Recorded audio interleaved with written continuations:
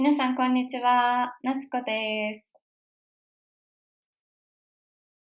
これまでひらがな、カタカナ、それから挨拶、数字のレッスンをご紹介してきました。もっと他にもたくさんのことを勉強したいと思う方、私と一緒にこれからも勉強していきましょう。私のビデオコース Learn Japanese for Beginners with Natsuko ではたくさんのことを、紹介しています。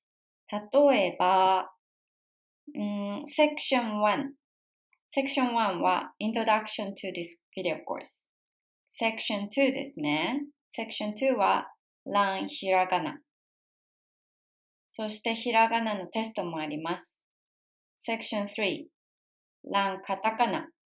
ひらがなとカタカナのテストもあります。それから Section 4 Learn greeting phrases。たくさんの挨拶表現を学びます。それから Section 5 Learn numbers and Japanese currency。それから Section 6 Speaking and listening。And lastly Section 7 Final test。なので、セクション7まであって、たくさんのことが入っている、7時間のビデオコースになります。それから、このビデオコースはダウンロード可能です。そして、全部でイントロが1つと95レッスン入っています。1レッスンはだいたい3分から10分ぐらいです。でそれから、ライフタイムアクセスですね。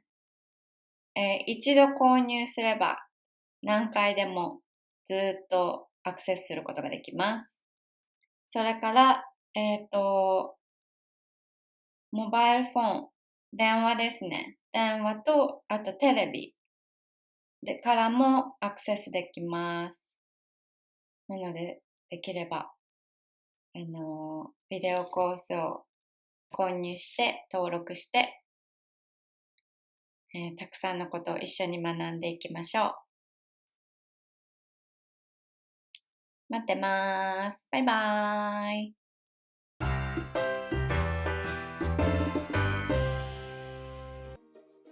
Hello everyone, my name is Natsuko. I'm from Japan and I've been teaching Japanese in Japan and Thailand.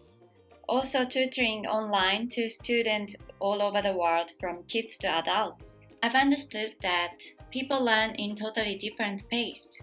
So this course is created for all learners to understand well and learn with ease. In this course, I'm going to teach us exactly how I teach one-on-one lessons to my students who are totally beginners. I'd like to show you how Japanese people write and not just digital typing letters. So you might notice the difference between handwritings and typing letters. I also draw all the pictures that show up in this course by myself. I might be old-fashioned, but I love what I do. I love teaching from the bottom of my heart and it's my passion. One lesson is created approximately 3 to 10 minutes. You can learn with your own pace. So please have a look at the first section of my video course, which is the introduction to what you are going to learn, and has more the details about the course. So I really hope that as many people as possible will get the opportunity to learn Japanese and experience of the beauty of Japanese language and also enjoy learning Japanese with me. Thank you for listening. I'm so looking forward to having you in the class.